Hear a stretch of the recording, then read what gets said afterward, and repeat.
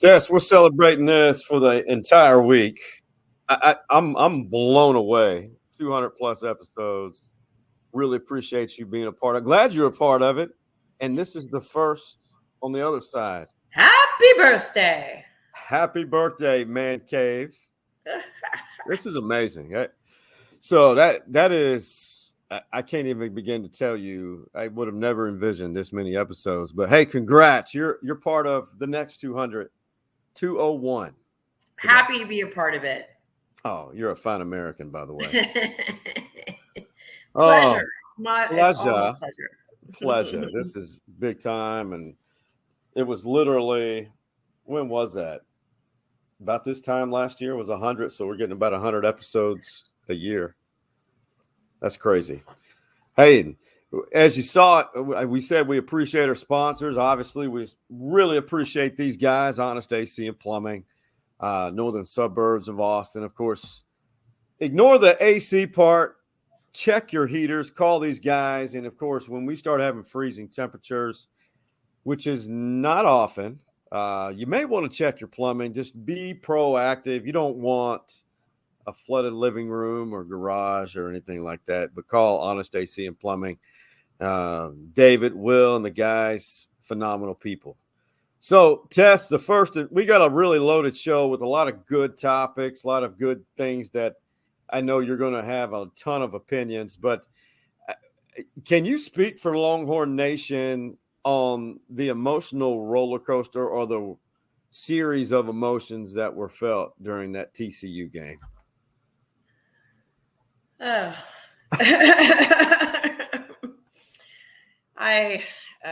It's hard for me to say that I have no words. Sean, it sucked. It sucked in all of its glory. There was a lot of expectations, and I don't think we came out and we just didn't play well on offense, obviously. I think our defense played amazing. Looked I don't know if Gary Patterson was like, you're not going to get one past me. And he did a great job. I mean, they looked phenomenal. And there was a couple of instances where we should have moved the ball, but we couldn't catch it multiple times, multiple different players. I mean, even Xavier was getting shut out a little bit. And I just don't know if he was going hard enough for the ball. Quinn did not have a good game. I mean, at all. People are saying they should have put in Card. Yeah. Then people are saying, like, give Peace a chance. Let's not throw one out, throw another one out. You're taking out a freshman, you're putting in another freshman. It's just kind of like, and now everybody's like, well, Arch is going to be the answer. Again, another freshman.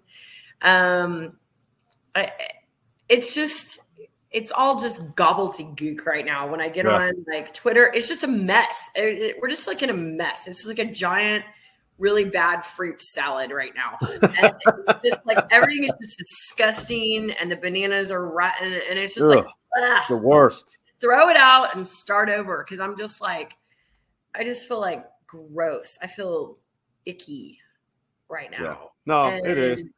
It is. It's nasty. Is that what you felt? I just feel like bleh. So, listen, great pregame environment, great tailgating. It was near the Alabama level. It was football weather. I hate the cold, but it just felt right. I looked like the little guy in A Christmas Story with 72 layers of clothing on. And at least you didn't try to put your tongue on one of the flagpoles. Almost. Thought about it. We'll try that next week, Sean. Next week, Baylor, Friday after Thanksgiving. Tongue on that pole. Tongue on the pole. That should be a title of a podcast. Tongue on the pole.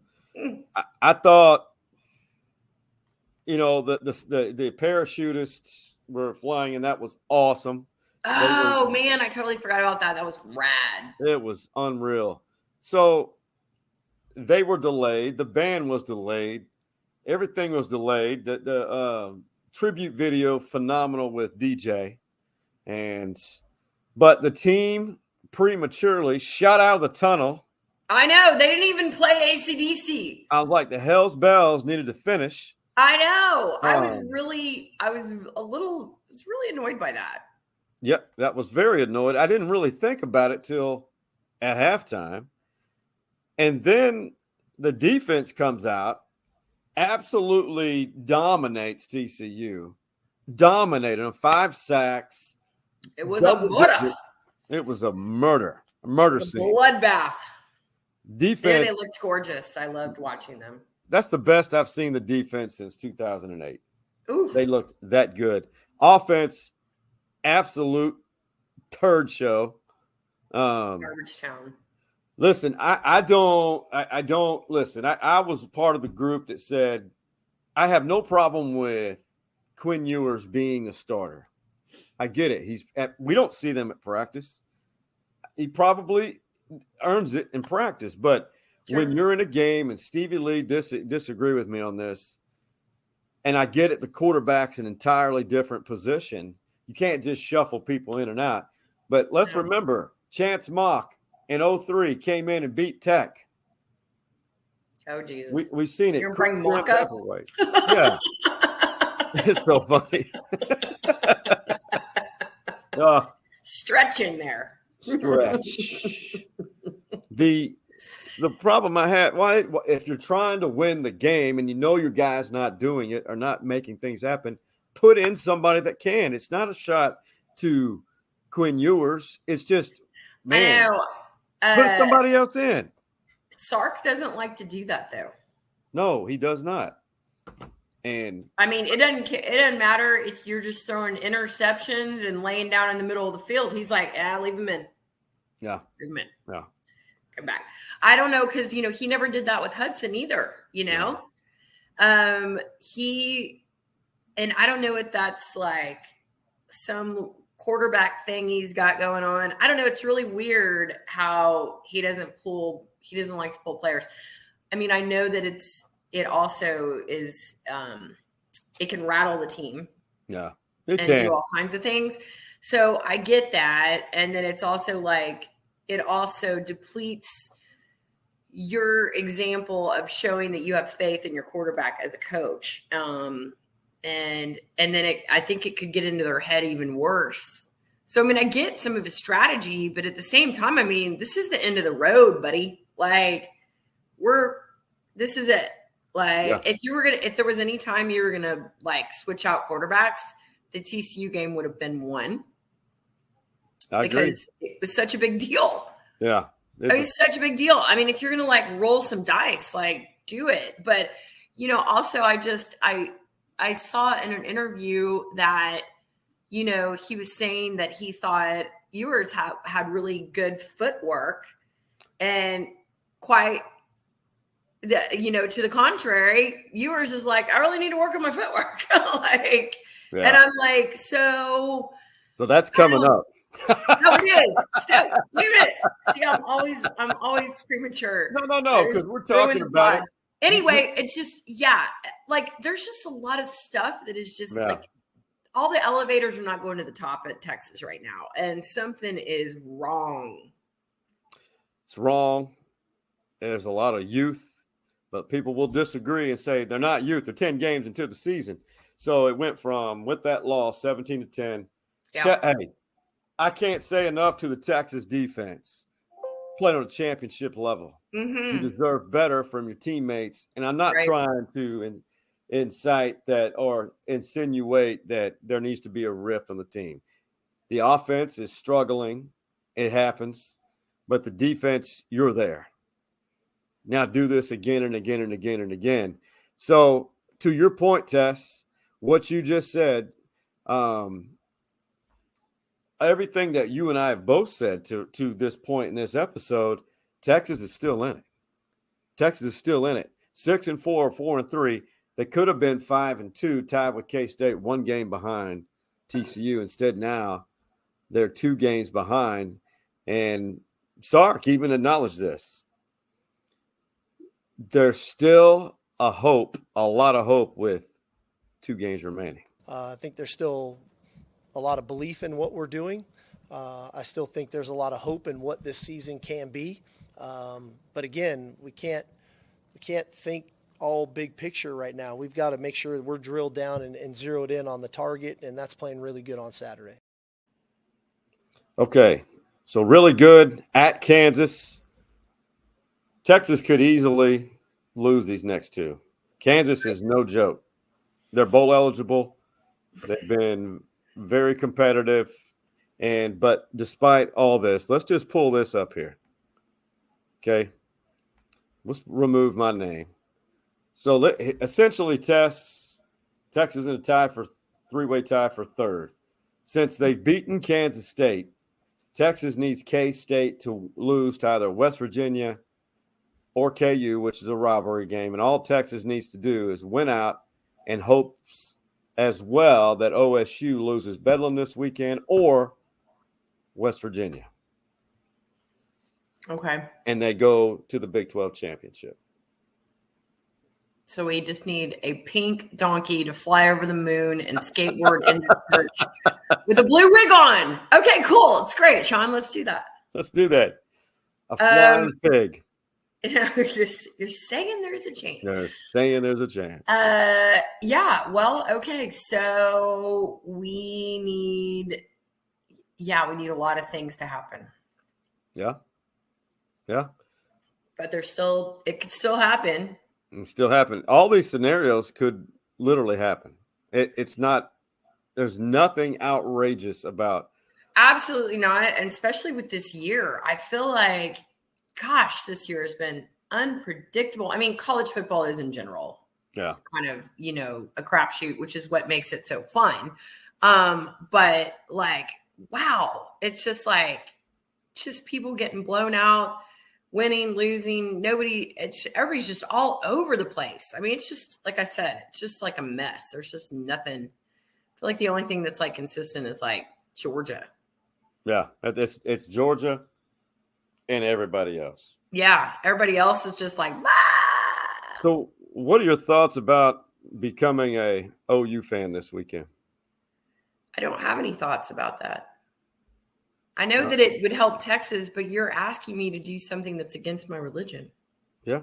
Well, I know that you, I mean, oh, goodness gracious. I mean, I will take one for the team only because you will. Texas. You will. I will. I hope I'm not on. Now I'm recorded on the record. Shit. My mom's probably to see this. I'm probably going to get disowned. She's going to take me out of the will. Can you say Boomer Sooner? Never. Ever? It's never going to happen, Sean. Don't do it. You can move my lips. Boomer Sooner. What about a hashtag and a tweet? I'm sorry. What is it going to say? Boomer Sooner. No, never. It's not happening. It's not going to happen. So Bedlam is one of the greater college football rivalries that's not ever talked about enough. I saw some phenomenal ones when they were both ranked. I saw OSU beat OU twice, which is rare. If you look at the overall series, OSU is dominated. I mean, OU has dominated Oklahoma. It's their little for sure. But during the Mike Gundy era, he's changed it a little bit. But this year's has kind of changed. They're both average teams. OU needs one more win just to become bowl eligible. And in typical Mike Gundy form, and this will resonate to all of us who are trying to figure out the younger generation. Every generation is different, but Gundy was asked about how the Bedlam rivalry and rivalries in general just aren't. There's not a lot of hate anymore, and this is pretty funny because remember he's from Midwest City, Oklahoma, played at Midwest City, then went to Oklahoma State. This is pretty comical right here. They may be talking to those guys for 3 weeks on Instagram and whatever, and go play them, hey, how you doing, whatever. We never talked to anybody. We didn't like the other team. We didn't want to talk to them. When I was at Middle City, I didn't talk to people from Del City. We tried to take their girls. We didn't want to talk to them. I mean, when I was at Middle City, we didn't talk to Norman. We didn't talk to Putnam City. It's not that way now. These guys are buddies, and it trickles down from the NFL. The NFL, go to an NFL game an hour before, and when the players all come out, it's a love fest. I just think the players live in a different world. They're gonna practice hard. They want to compete. They want to win. Don't get me wrong, but I just don't know that there's the bitter rivalry anymore with young people. He's not wrong. It's interesting. It is. We've become a society that's. We're going to link up on social media, talk to you, and then when we see you in person, we're not going to talk that much, but we'll say hi. There's no love lost. I would venture to say if A&M and Texas when they start playing again, it ain't going to be pretty on the field. No. Yeah, I think they've been wanting to rehash some things for quite some time now. So there's a lot of pent up anger. But to Gundy's point, people like us, the media, fans, message boards, there's that trash talking. But is it as intense as we are for the current student athlete, so to speak? I don't know. It's hard for me to gauge that because my exposure to the students is obviously not large, but he's got to be right because I think everybody's using social media now. Yeah. So it's not like, you're going over and, painting on their mascot or, like he said, stealing their girls or toilet paper in their house or whatever else you do. I mean, now you just get on Twitter and,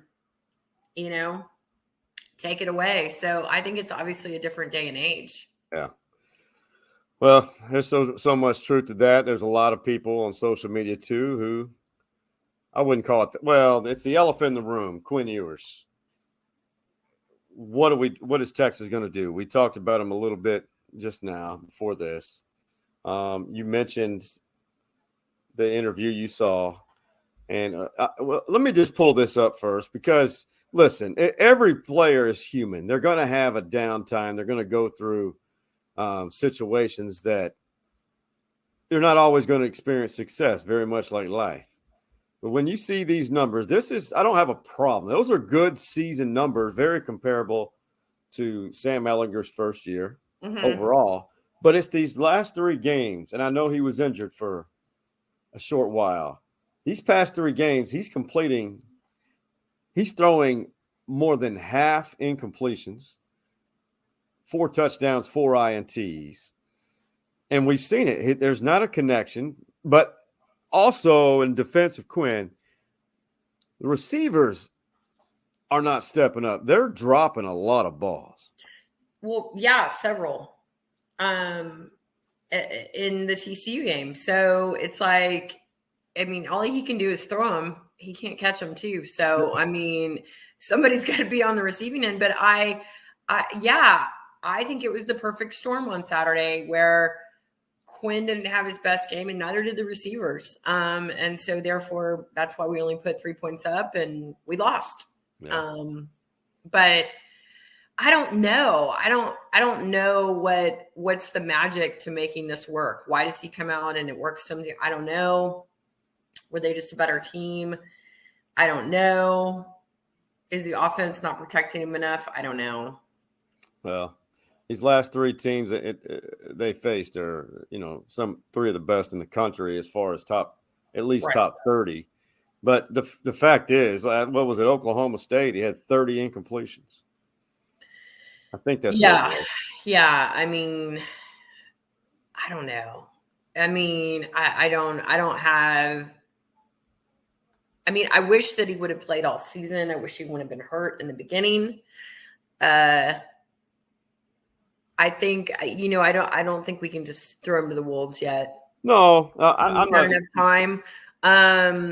But like you said, this is not a one-man show. It can't be. And we've got to get our receivers receiving. Yeah. How about I feel like it's a multiple parts. You got Quinn can't get into rhythm. The old line, I think, really was off.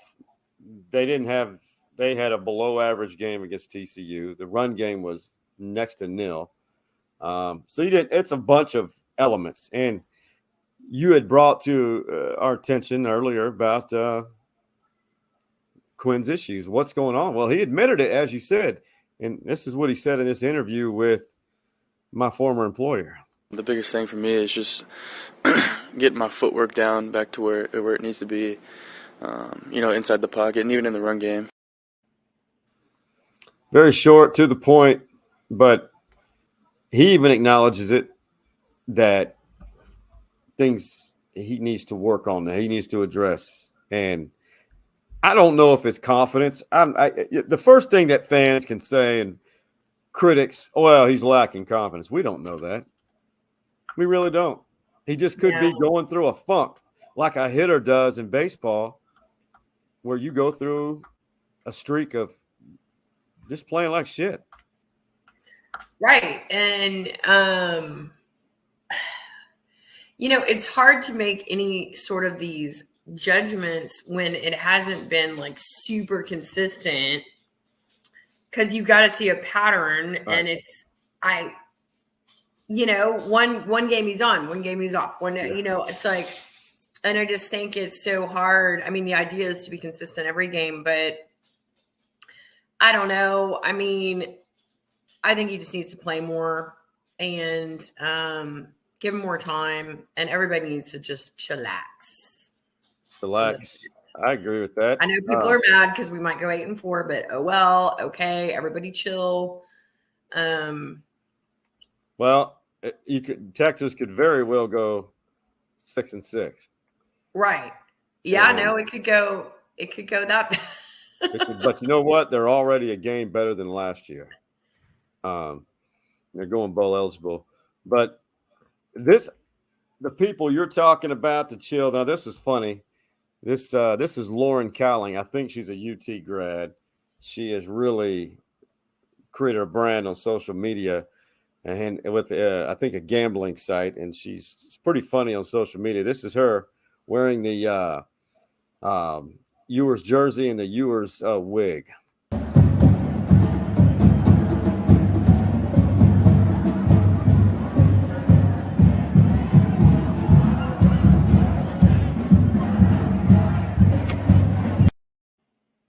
Yeah, woo. That's pretty much how a lot of Texas fans felt. Words. Man, she left somebody got a nice gift on the sidewalk. Mullet, nice jersey. Might be famous one day. You never know. Make you famous. Hey, so would you consider this season a disappointment so far through 10 games?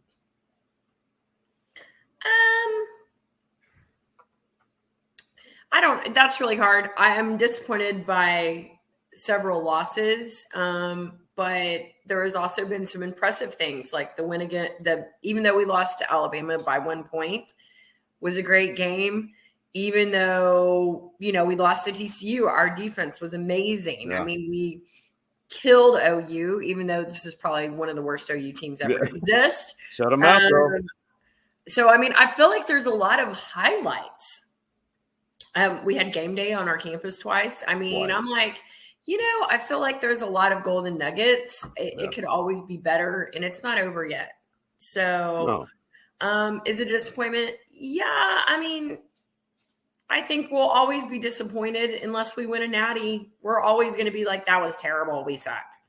Because that's what we do. We're Texas fans. We're terrible. But I mean, I don't know. I've had a lot of fun this season, and I think it's been really cool to watch them play. And I'm not going to call it a disappointment.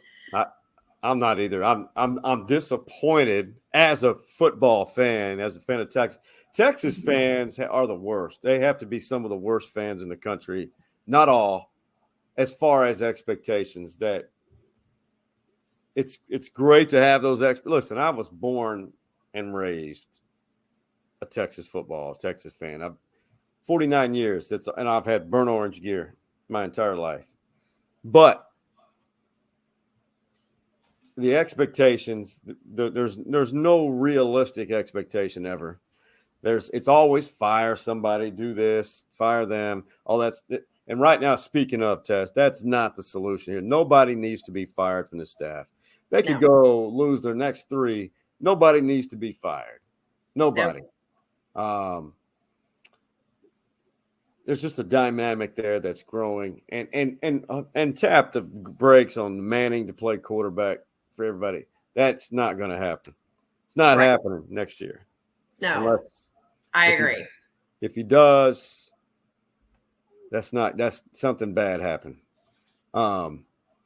So Bijan, you and I've had this conversation. What a fine American human being he is. Great mustard. You and I got a sample of it. Full. He's put a lot of Bijan on it. Put some Bijan on it. So I've had this discussion. I didn't entertain it at first, but now I started thinking, with the NIL era, he could make more staying one more year at Texas through NIL money than he could as a rookie on a rookie contract in the NFL. What do you think? I would love for him to stay another year at Texas. I think it'd be fantastic.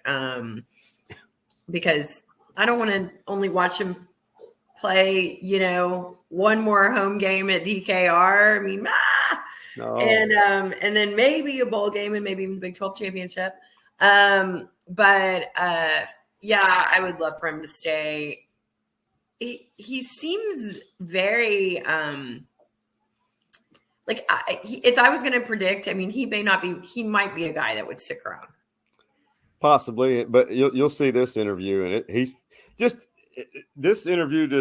funny. He was asked, what are the chances you'll stick around another year, or have you made your decision? He's funny, engaging, and just down to earth. Just watch it. I mean, I don't know. We'll see, by the time the season's over. But for me, I'm just enjoying these moments, with the teammates, and I'll talk about that, at the end of the season. We'll miss you too.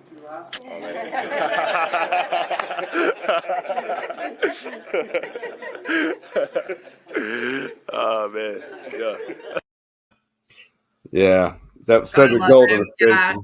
Well, I mean, he's got to remain mum. I mean, that's a big decision, and he'll obviously make the best decision for himself, which is the most important. Yeah. And but if he does grace us with his presence again, we would love to watch him. But obviously, wish him the absolute best if he does go pro. That guy, with the window of opportunity for a running back in the NFL is very slim. 3 to 5 years doesn't last long. But he's the type of guy that I could see who evades a lot of contact, and he'll have a good career. But, you got to maximize. If you have a talent, you got to maximize it. That's right. Your own potential, just do it. But like you said, it would not shock me if he came back. Now, something that really triggered you, has triggered a lot of people across the country. This is absolutely sad. With all of the things that are going on in this country, 3 University of Virginia football players shot dead on a bus. Having any death is awful. I mean, take Texas, I think last year, Jake Ellinger, to suspected fentanyl or an overdose possibly. And that was heart-wrenching. You lose anybody, it's like losing a member of your family, but 3. I don't even know what to say to this, and this is really touching to you. I mean, we were talking about content, and you definitely wanted that to be a part of this episode. Yeah, I just want him to be memorialized and recognized because it's terrible, and just have my thoughts with those 3 families and that team and that school right now. So, I mean, just for people to know, I mean, a lot of people know what happened, but for your understanding, how could that, I mean, it was on a bus, correct? Yeah. Yes. The players were on a bus, and then the assailant, who was also on the football team but never actually played, I guess. Well, I don't know if he entered the bus because there were photos from bullets from the outside. So I don't even know how much they've said if he was specifically targeting individuals or if he was just spraying and it just happened, unfortunately, to hit these 3 individuals who were on the bus. I don't know the details of that yet, but obviously there's an obvious connection between the guy who shot the players and the players, because they had to have known each other, I would think. Yeah.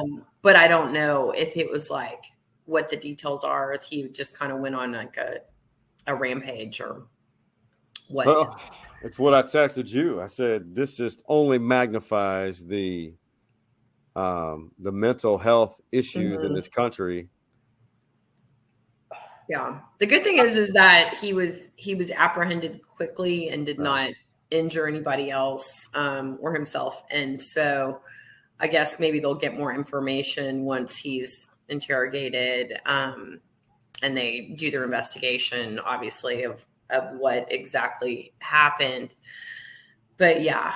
And they said that, you know, he was like in, not like this map, but he was like in honor society and obviously like football player. So obviously something happened.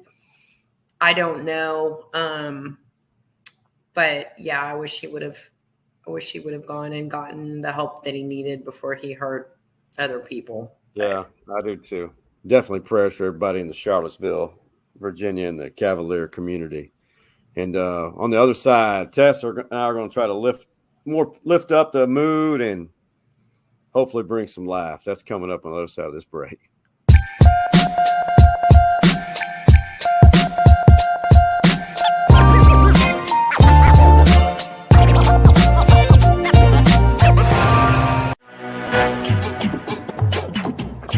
For all of your insurance needs, look no further than our primary sponsor, Jim Saxton State Farm Insurance Agency.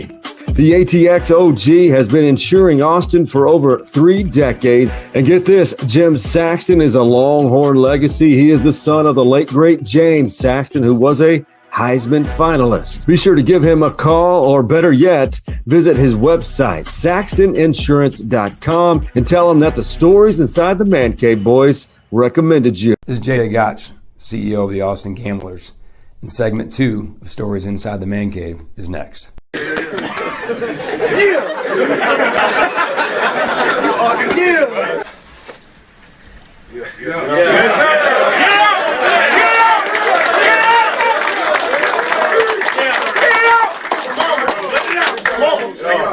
What you coach? My mom. My mother would have been prepped. Yes, sir. You can see how much that means to him. It means a lot to everybody in this locker room, bro. We set the home. We took it to them. Wow. We're not trying to depress people. We're just trying to bring real life. Yeah, that's neat though. The raw emotion, the ability to see into a locker room and just a human emotion. Yeah, but look at the passion and everything that came from the players and everything after that. So. That was awesome. Yeah, Ron Rivera, the coach that almost said Redskins, is Washington Commanders, and I almost wrote in the slug Commandos. But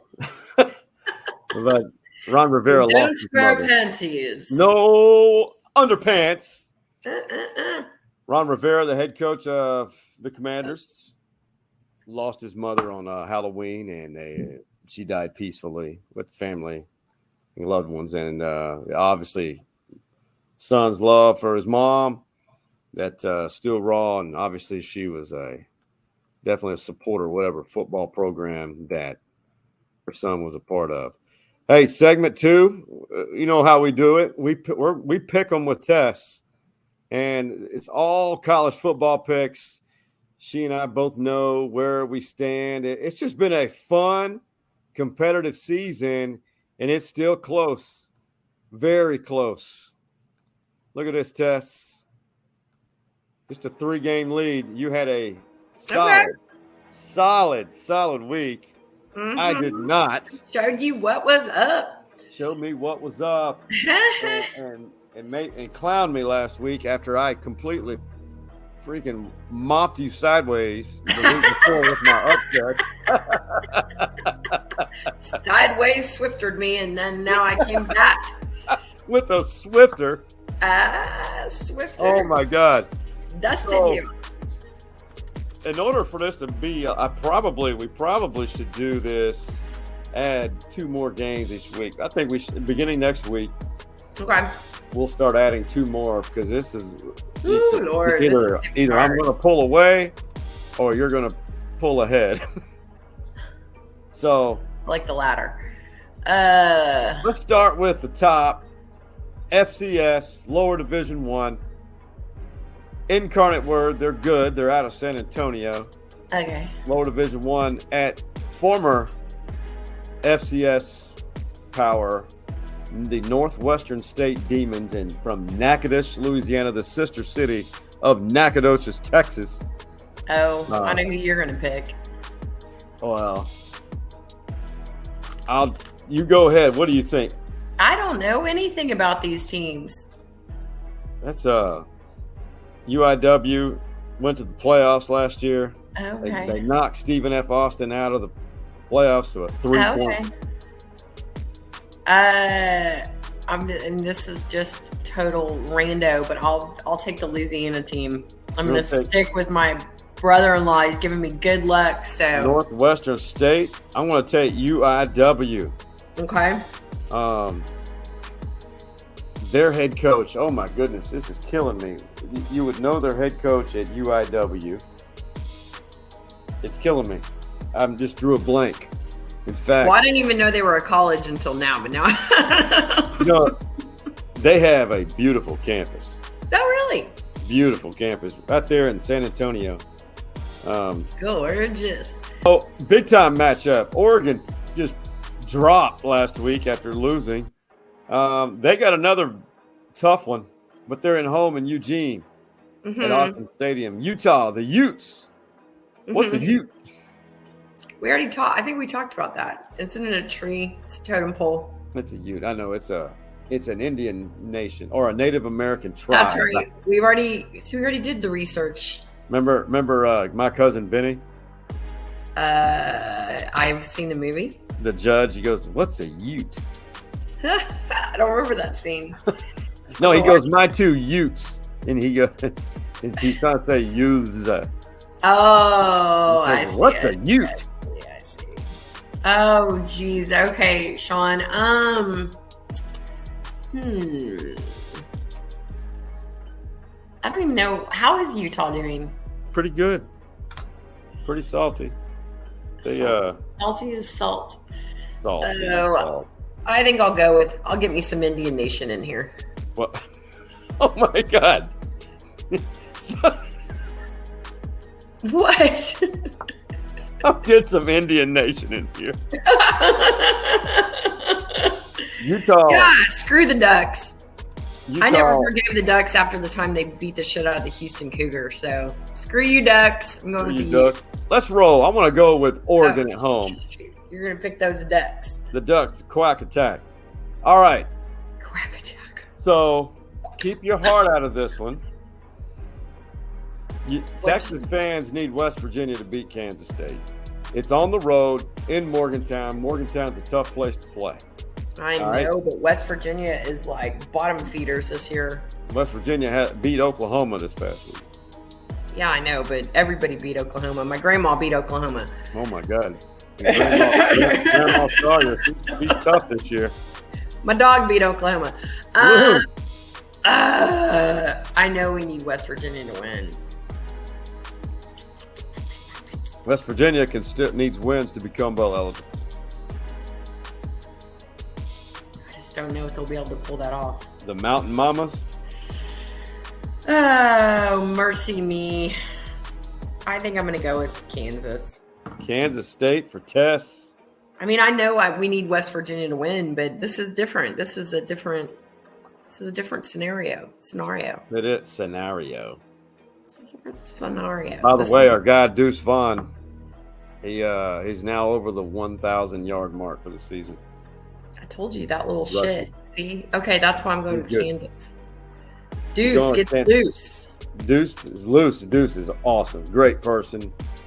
Great He's talent. a phenomenal player. Phenomenal. Man, this is tough. Kansas State is clearly the better team. Clearly. But,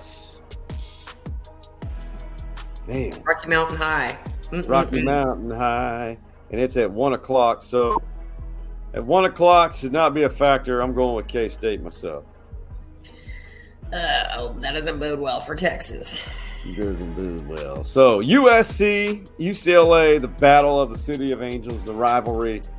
USC, Lincoln Riley, they're 9-1, but the Bruins all of a sudden are relevant. Yeah, I know. They're number 12 in the country. Last time I didn't pick them, they screwed me. This will be at the Rose Bowl Stadium. Love that stadium. Good old Pasadena. Pasadena.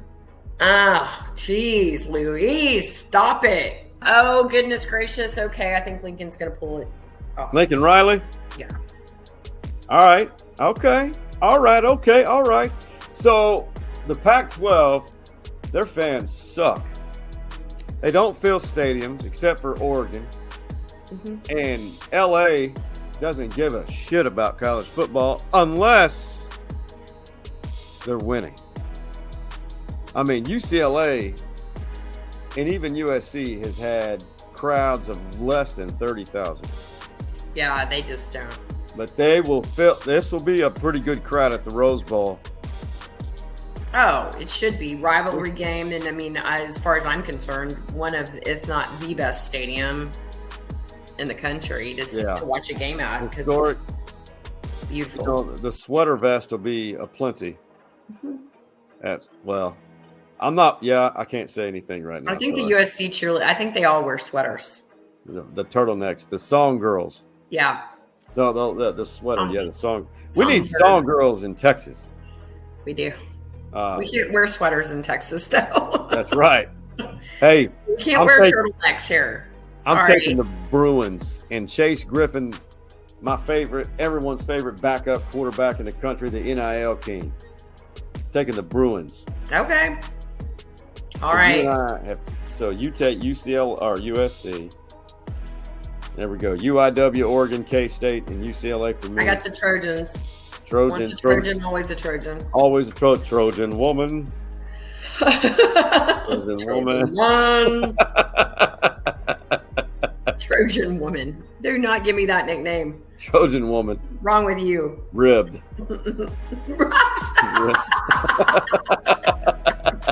Tipped for pleasure. Tipped for pleasure. For pleasure. So the Cowboys. Mm-hmm. They went to Green Bay and dropped a deuce. And that was not a good team they lost to. And all of a sudden, there's conflict in the locker room. They're 6-3, and season's far from over. They have 8 games remaining in the regular season. Cowboys are pretty good, but they really took a step backwards. But if you ask their head coach, Mike McCarthy, he's okay with this. And I'm not sure. I want you to tell me what you think of his response, because he was asked about the conflict in the locker room after the game. And I'll leave it at that because I want to hear your opinion first. And definitely I've got an opinion too. I don't know what the hell you'd want us to be talking about in the locker room. I mean, we definitely weren't in there patting each other on the back.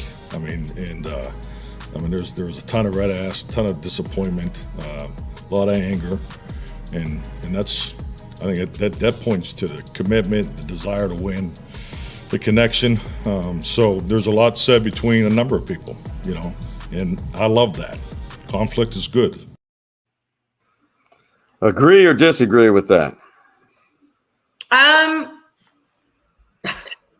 I mean, what are you supposed to be doing in the locker room after you lose a game like that? Well, you're not going to be playing grab ass after you lost. I mean, you're not going to be like in there singing, flipping kumbaya and making friendship bracelets and shit. I mean, like people are. I mean, obviously there probably is conflict because that's when you lose a game like that, then it's the blame game. Like, okay, well, you screwed up. No, you screwed up. Well, you screwed up. So, I mean, I guess I agree with him that some conflict is good, but like.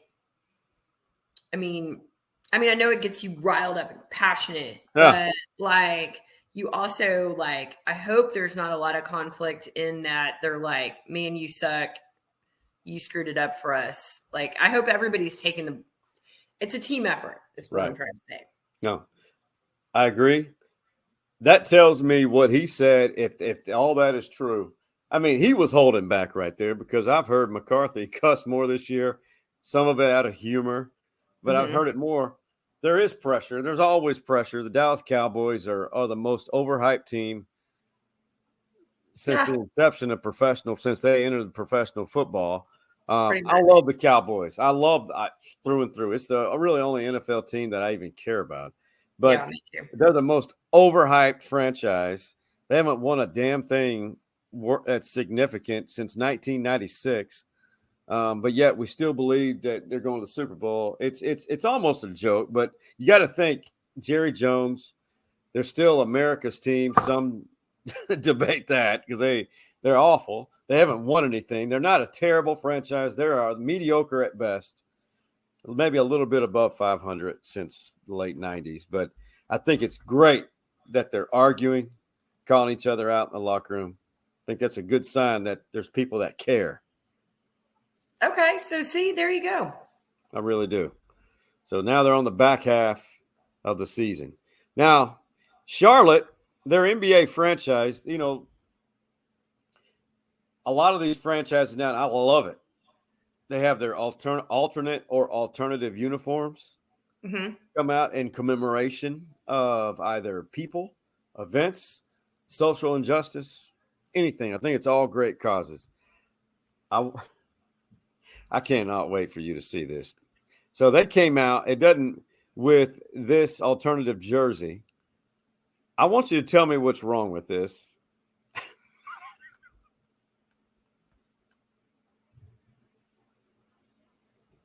Oh, Jesus. I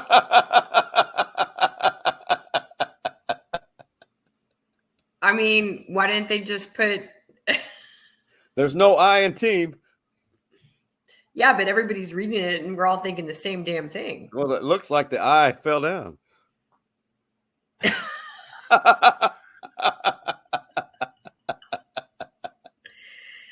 Oh, Charlotte, go back to the drawing board on that one. Nobody wants that on their jersey. Oh my God, the dangling participle. Yeah, no, you can't wear that, guys. Redo. Do over. Of course, it would. I haven't been to one of these, but I'm sure that would be a hit at one of the lifestyle parties. What do you mean, like a menage a trois party? You mean a swingers party? Yeah, exactly. I don't. They're going to wear jerseys there. Well, I don't know. If there were a jersey for a swinger party team. Well, now they don't have to buy if they form like what? Like the swingers like have their own like intramural like softball teams. They have pickleball club teams. So what's the other team going to be called? The Scrotums. The SKS.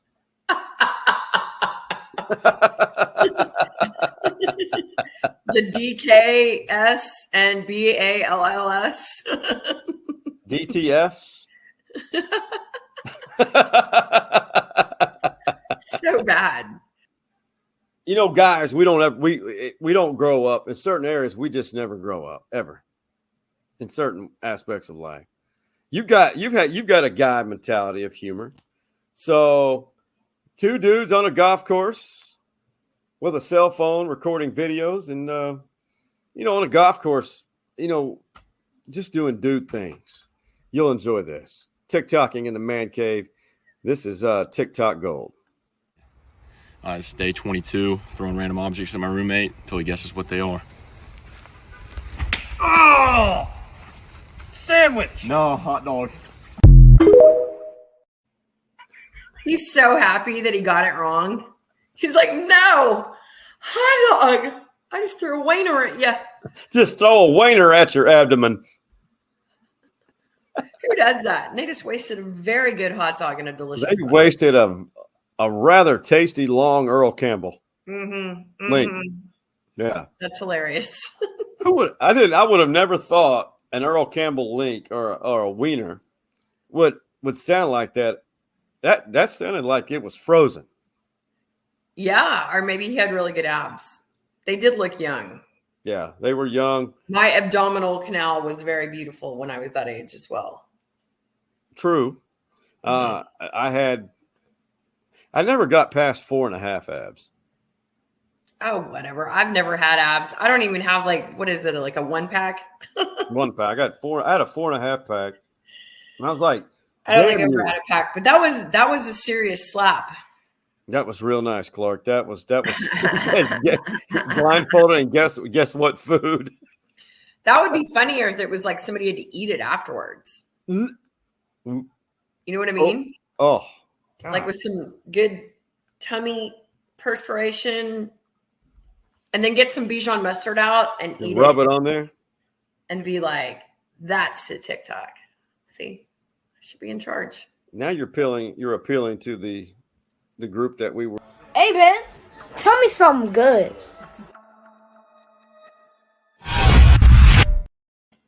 We've had a lot of good things how we've ended this here. This has been a good fun second segment. Tes Sawyer, real quick, tell me something good that you've noticed in your world last week, last 7 days. Yeah, I just want to reiterate how lucky we are to, be breathing and healthy and thinking about other people who aren't as fortunate as we are right now. I guess it's that time of the year as well. So, and just in light of some of the recent tragedies, I just want to give a shout out to all the people that are going through those types of things. And I also just recognize how lucky I am and everybody that's in my life is. So I don't let that go unnoticed. So I'm just thankful right now. That's very beautiful. As we, I hate it that it takes a holiday to ignite or spark these types of thoughts, this the gratuity or gratitude, whatnot. I'm with you. Tell you something good. I have started to see more and more acts of kindness, because I think it does help for people to step back and pause. Especially, I saw some great things at DKR. That was so frustrating what we saw on the field. But I saw strangers talking, helping. There were people, I saw people fall and people helped them up and made sure they were okay. Even saw TCU and Texas fans there talking, amongst the others. There was trash talk, what makes it fun. And today, just people pulling over to help people in a certain situation, and I think it's beautiful. We only see so much negative. Just look around you, man. Help out your fellow brother and sister, and be grateful, like Tes said, man. For us to wake up every day, it's a blessing. Because, man, there could be one day we don't wake up and there's no more of this. That's right. That's it. But you know what? 2 more weeks of the regular season, then we've got championship Saturday. Could certain things happen, could include the Texas Longhorns in Arlington. Fingers crossed. Yes. Championship Saturday has become an event. That's fun all day. All day long. All day. All day long. Tes Sawyer, much love. Much love, Sean Clinch. And to all of the OG Man Cave Boys, Hardball Hars, Big Mike, and Coach Mo, thank you for the first 200 and for Tes as we start the next 200. We out. My God, it won't go.